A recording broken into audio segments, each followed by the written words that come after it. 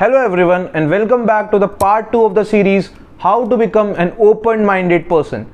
So in the part 1 of this series, we thoroughly discussed that how consuming more and more knowledge affects the basic neurological structure of the human mind, and not only does it opens up our mind to new ideas and new horizons, but our mind becomes super faster and super efficient at processing and interpreting information, or in a nutshell, we become super intelligent with our work. So in case you missed that video, you can watch it by clicking on the I button here, or for your convenience, we have also linked that video below in the description. Make sure to check the part 1 of this series before switching on to the part 2 of the series, How to Become an Open-Minded Person. And if you are new to this channel, don't forget to hit that bell icon so you can get notified about all the informative stuff that we are posting onto this channel. So in this part 2 of the series, we are going to have a thorough and detailed discussion over the remaining two concepts of the KQE model, which would be questioning and experience.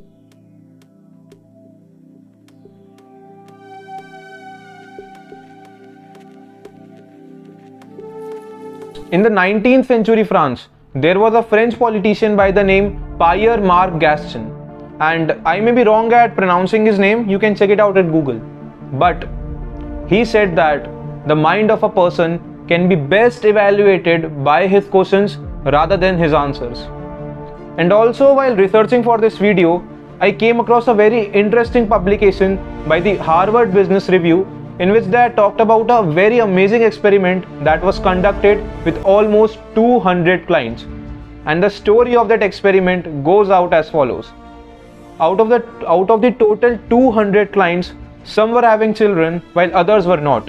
And when a pool was created for all those 200 clients, the results came out that the clients having children reported that 70 to 80% of the total dialogues that their children had in conversation with their parents were completely questions. Can you believe it? 70 to 80% of the total dialogues of their children during the conversation with their parents were completely questions. And on the contrary to it, the clients also mentioned that only 15 to 20% of the total dialogues that they had with each other during their own conversation were questions. So did you see how that number drastically fall down when we switch from young children to so-called adults? And if I have to give my personal opinion over the results of this experiment, then I would simply say that when we were young children, we all were curious listeners. But as we grew to become so-called older people, grown-up people, we are simply stupid speakers who are always ready to speak unnecessary things and who hardly put any efforts to listen to the other person. You know, there is a very famous quote by saying that questioning is a form of intellectual exploration. When we question our own self, when we do self-questioning, we are able to detect our finest loopholes, our finest shortcomings, or on a positive note, we are able to identify our own scope of improvement. Now, I will just share a very practical and relatable example from my own experience. During the first 4 to 5 initial videos that I was posting on my channel, I was hardly putting any efforts in the content as well as the video. Like I was just shoving words and shoving content on the pretext of posting videos, and I was not putting any such efforts in my videos as well as content. But when I asked this simple question to myself, how can I improve the quality of my videos as well as the content? I get to see many opportunities, and then I simply started working upon those opportunities. Like, first I worked upon improving the quality of my content. I improved the way I was telling the story. I worked upon my hand gestures. I worked upon my facial expressions. Then I worked upon the background, the lighting, and all these stuff. And even now, I am continuously questioning myself that how can I improve the quality of my videos, the quality of my content, so that I can add even more value to my audience. So once you establish this habit of self-questioning, asking important questions to your own self, you know what happens?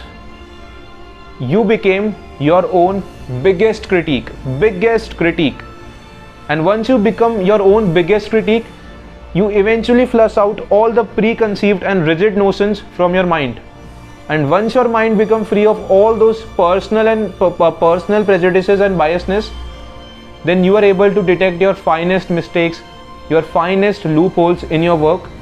And again, when you question those mistakes, then you are able to work upon those in a very, very efficient and prolific way. So self-questioning would not just only open up your mind to new ideas and new horizons, but it will also boost up your growth very exponentially, and you will become unstoppable, because now you would be your own biggest critique and the loudest applauser. So now, having discussed the knowledge and questioning aspect of the KQE model, now we are going to have a thorough discussion over the experience aspect of this model. And for that, I am going to share with you all a very, very real life event that surely all of us would be able to relate with. Do you know the first love, that first crush you have in your school life, or that first relationship you have in your school life? Now I know that feeling might be a bit not traumatic, but that could be a bad feeling for some of us. But let's just try to understand the simple thing. The first relationship that most of us have in our school life, it might not have stretched over a period more than say 6 months or a year, till the time both you and your so-called better half were in the same class. Exceptions exist, but we are not going to talk about the exceptional cases. And most of us, have faced several breakups and unwanted relationships during our school life. But now, since we have grown up, we have become mature, we know ourselves to the extent that we are now able to choose who suits best for us. We know that what we want from the other person as our partner, and we are also quite versed with what we can do for the partner that we would come in a relationship with. Why? Because during our school life we were completely new to the aspect of relationship, or at least for the first time we have had a relationship with anyone. But now, since we have grown up, we have quite experiences, real life bad experiences about relationships. So now we are in a better position to play this game of relationship in a better way. Now we are in a better position to choose our partner in a way that could sustain. And this thing applies to all the virtues of life. For example, if you want to get excel in a particular domain, you need to do a couple of internships before actually going out in that domain. You want to do a business, you might think of working with early stage startups. Again, if you want to be a YouTuber like me, then you have to continuously practice over your storytelling skills, over your hand gestures, over your hand movements, over your editing skills. And you know what is the most beautiful thing about experience? That even bad experience comes with an everlasting lesson. So in this regard, neither the good experience is bad, nor the bad experience is really bad. Okay, reading books is fine. Listening to podcasts, watching videos is even better.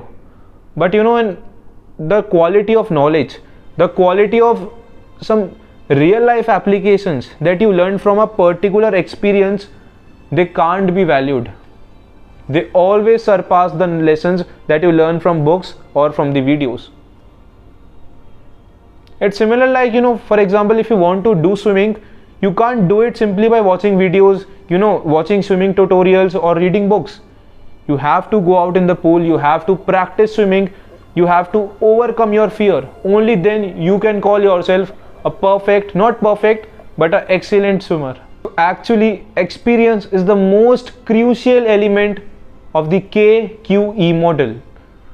So start exposing yourself to more and more experiences, because the more experiences you will have in your life, the better and wiser person you would become as you will grow up. And remember one thing, experience is a bag of gold. The more you collect, the better it would be for you. So that's it from my side. I hope you learned something new, something insightful from this series, how to become an open-minded person. And if you haven't still watched the part 1 of this series, You can watch it by going out in the description box. We have mentioned the link for you. And if you like this concept, make sure you are sharing it with all of your friends, and don't forget to hit that notification icon so you can get notified about all the videos that we are posting. Stay tuned until the next time. Till then, bye bye and take care.